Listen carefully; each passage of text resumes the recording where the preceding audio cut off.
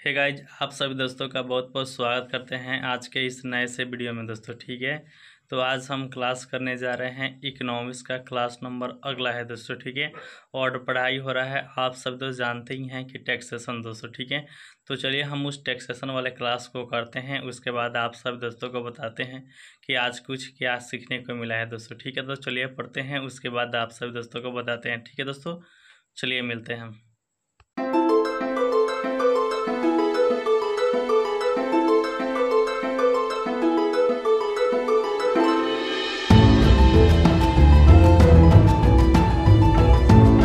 जैसा कि मैंने आप सभी दोस्तों को बताया था कि हम क्लास कर रहे थे इकोनॉमिक्स का, तो हमारा क्लास अब समाप्त हो चुका है।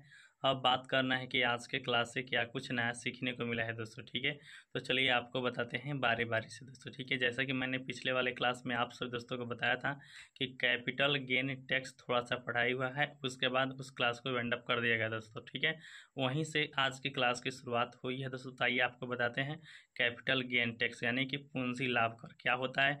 तो जो कंपनी पैसा कमाती है उस पर जो लाभ पर जो टैक्स लगता है उसे हम लोग कहते हैं पूंजी लाभ कर दोस्तों। ठीक है, अब बात कर लेते हैं पूंजी लाभ कर दो प्रकार का होता है। एक होता है short term capital gain tax, दूसरा होता है long term capital gain tax दोस्तों। ठीक है, जो short term capital gain tax होता है वह 1 साल से कम के लिए अंदर पर जो टैक्स लगता है उसे हम लोग शॉर्ट टर्म कहेंगे, और जो 1 साल के से अधिक पर लगेगा उसे लॉन्ग टर्म कहेंगे दोस्तों। ठीक है, उसके बाद पढ़ाया हुआ है कैपिटल गेन टैक्स में ही यह 2 प्रकार का होता है। एक होता है दोस्तों वित्तीय परिसंपत्तियां, यानी कहने का मतलब है दोस्तों फाइनेंशियल एसिड, और दूसरा है दोस्तों नॉन फाइनेंशियल एसिड दोस्तों। ठीक है, जो फाइनेंशियल एसिड है उसमें आता है कौन कौन, तो शेयर आता है, बॉन्ड्स आता है, डिबेंचर आता है दोस्तों। ठीक है, अब बात कर लेते हैं जो शेयर बॉन्ड डिबेंचर होता है यह 2 प्रकार का होता है। एक होता है कि 1 साल के अंदर का अगर रहेगा जिस पर टैक्स लगेगा उसे हम लोग कहेंगे short term capital gain tax. वहीं अगर 1 साल से अधिक का रहेगा जो शेयर बॉन्ड डिबेंचर है तो उसे कहेंगे long term capital gain tax दोस्तों। ठीक है, यहाँ आप समझ चुके हैं। अब बात कर लीजिए जो नॉन फाइनेंशियल एसिड है, तो यह भी 2 प्रकार का होता है। एक होता है लैंड और एक होता है भूमि। तो आइए आपको बताते हैं, पहले हम लैंड का, उसके बाद बताएंगे गोल्ड का दोस्तों। ठीक है, तो लैंड की बात की जाए तो लैंड भी 2 प्रकार का होता है। एक होता है दोस्तों 2 साल के अगर अंदर की बात की जाए, 2 साल के अंदर की बात की जाए तब उसको हम लोग कहेंगे short term capital gain tax. वहीं 2 साल से अगर अधिक का बात की जाए तब हम उसे कहेंगे long term capital gain tax. तो बात किया जा रहा है भूमि का। अब बात कर लेते हैं गोल्ड का। गोल्ड में बात की जाए अगर 3 साल के अंदर की है तब उसे हम लोग कहेंगे short term capital gain tax. वहीं अगर 3 साल से अधिक का हो गया तब हम उसे कहेंगे दोस्तों long term capital gain tax दोस्तों। ठीक है, तो यहाँ तक आप सब दोस्त समझ चुके हैं, हमने आपको बता दिया। अब बात कर लेते हैं बजट 2024 और 25 के अनुसार बताया गया है कैपिटल गेन टैक्स दोस्तों। ठीक है, तो बात की जाए short term capital gain tax 2024 और 25 के बजट के अनुसार पहले 15% था, उसे बढ़ाकर अब 20% कर दिया गया दोस्तों। ठीक है, वहीं long term capital gain tax पहले जो 10% था उसे बढ़ाकर अब कर दिया गया है कितना, 12.5% दोस्तों। ठीक है, उसके बाद दोस्तों पढ़ाई हुआ है वेल्थ टैक्स। वेल्थ टैक्स क्या होता है, तो आप सब दोस्त जानते हैं वेल्थ टैक्स जो भी हमारे पास जितनी भी संपत्ति है, गाड़ी घर जो भी है दोस्तों, उस पर लगने वाले टैक्स को हम लोग कहते हैं वेल्थ टैक्स दोस्तों। ठीक है, वेल्थ टैक्स लगता है वेल्थ टैक्स अधिनियम दोस्तों 1957 के अंतर्गत दोस्तों। ठीक है, तो वेल्थ टैक्स को अब समाप्त कर दिया गया है, उसके स्थान पर दोस्तों आया है डायरेक्ट टैक्स कोड अधिनियम 2009 में आया था, 2010 में से थी है, और 2025 से लागू हो जाएगा दोस्तों। ठीक है, तो आइए आपको बताते हैं आगे क्या इसमें दिया गया है दोस्तों। ठीक है, तो सबसे पहले हम बात कर लेंगे दोस्तों जो डायरेक्ट टैक्स कोड है इसका उद्देश्य क्या है, कब आया दोस्तों। ठीक है, तो जैसे कि आपको हम बताते हैं कि 12 अगस्त 2009 को यह प्रस्तावित होता है, और 10 अगस्त 2030 को यह लोकसभा में बिल पारित हो जाता है दोस्तों। ठीक है, लेकिन लागू होगा 2025 से, आप यहाँ पे ध्यान रखिएगा। अब बात कर लेते हैं डायरेक्ट टैक्स कोड के उद्देश्य क्या है। तो इसका सबसे बड़ा उद्देश्य यह है कि यह टैक्स के संरचना को सरल करेगा दोस्तों। ठीक है, दूसरा यह है कि कर आधार को विस्तार करेगा, तीसरा यह है दोस्तों जो कर में चोरी होता है उसको कम करेगा दोस्तों। तो ये कुछ उद्देश्य हैं डायरेक्ट टैक्स कोड के उद्देश्य दोस्तों। ठीक है, तो अब बात कर लेते हैं जो डायरेक्ट टैक्स कोड है तो वह क्या है दोस्तों। जब डायरेक्ट टैक्स कोड आ जाएगा तो हम आप सब दोस्तों को बता देते हैं इनकम टैक्स अधिनियम 1961 और वेल्थ टैक्स अधिनियम 1957 दोस्तों, यह दोनों समाप्त हो जाएगा। उसके बाद दोस्तों पढ़ाई हुआ है निवासी और सामान्य निवासी क्या होता है। FEMA के अनुसार और आय के अनुसार दोस्तों, ठीक है, जो भी विदेशी लोग 1 साल के अंदर में रह रहे हैं उसके अनुसार, ठीक है। तो आइए आपको हम बताते हैं, ठीक है। सबसे पहले हम बात कर लेते हैं कि अगर कोई भी व्यक्ति अगर 1 साल के अंदर में अगर 82 दिन से अधिक से रह रहा है तो उसे हम लोग कहेंगे निवासी, ठीक है। अब बात कर लेते हैं अगर 182 दिन से कम में है तो इसमें 2 प्रकार बताया गया है। एक होता है 182 दिन के अंतर्गत में 120 दिन से अगर कम में है तो उसे हम लोग कहेंगे गैर निवासी। लेकिन 120 दिन से और 182 दिन से 120 दिन से अधिक और 182 दिन से कम का है तब हम उसे कहेंगे क्या, उसे हम कहेंगे सामान्य निवासी, मतलब नहीं है दोस्तों, ठीक है। तो यह 3 प्रकार का निवासी होते हैं, हम आपको बता दिए। उसके बाद दोस्तों पढ़ाई हुआ है आयकर अधिनियम और डायरेक्ट टैक्स कोड अधिनियम में अंतर क्या क्या दिया गया है, ताकि आपको हम बता देते हैं।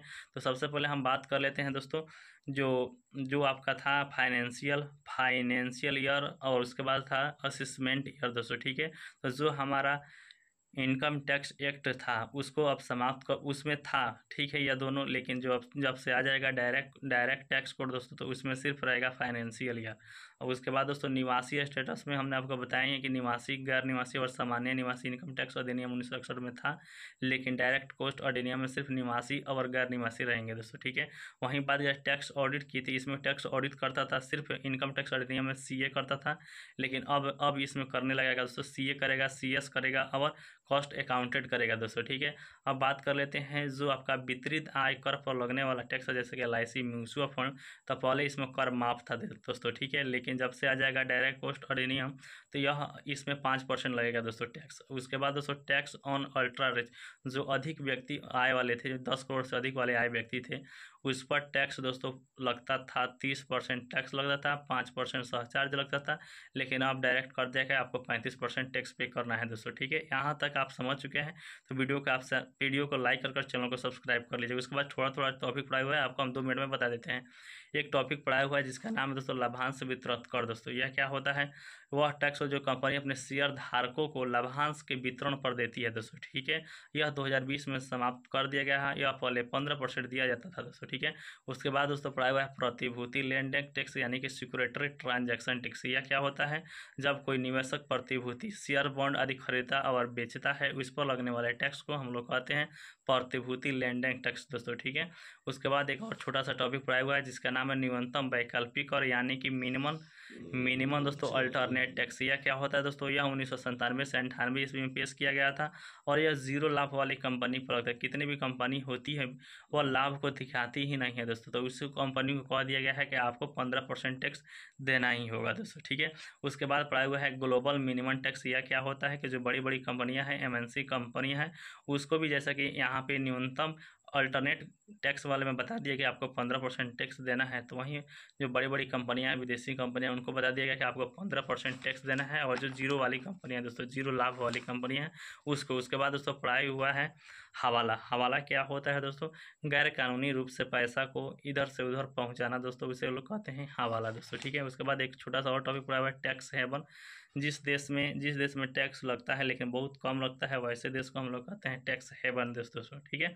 उसके बाद दोस्तों पढ़ाया हुआ है राउंड ट्रिपिंग क्या होता है, जब कोई कंपनी टैक्स को बचाने के लिए हवाले या गैर किसी माध्यम से दूसरे देश में पैसा पहुंचा देती है, जो होता है टैक्स हेवन कंट्री होता है, वहां से फिर वह पैसा किसी सेल या कंपनी के माध्यम से वापस अपने देश इंडिया में चला आता है, तो वैसे पैसों को राउंड ट्रिपिंग कहा जाता है दोस्तों, ठीक है। आप समझ चुके हैं।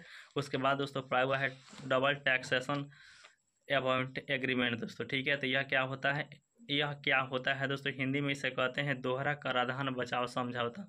इसमें यह कहा गया है दोस्तों कि इसमें 2 देश आपस में समझौता कर लेते हैं दोस्तों, और कहा जाता है कि आप किसी भी देश में अगर पैसा दे रहे हैं तो दूसरे देश में अगर आप जा रहे हैं तो वहाँ आपको टैक्स का भुगतान नहीं करना होता है। तो इस स्थिति को हम लोग कहते हैं दोस्तों डबल टैक्सेशन अवॉइडमेंट एग्रीमेंट दोस्तों, ठीक है। आप समझ चुके हैं। उसके बाद एक और लास्ट टॉपिक पढ़ाया हुआ है जिसका नाम है अनुषंगी लाभ कर दोस्तों। अनुषंगी लाभ कर क्या होता है, जो भी कंपनी सैलरी के अलावा अपने एम्प्लॉय पर पैसा खर्च करती है वैसे पैसे को हम लोग कहते हैं अनुषंगी लाभ, और अनुषंगी लाभ वाले पैसे पर जो टैक्स लगता है उस पैसों को हम लोग कहते हैं अनुषंगी लाभ कर दोस्तों, ठीक है।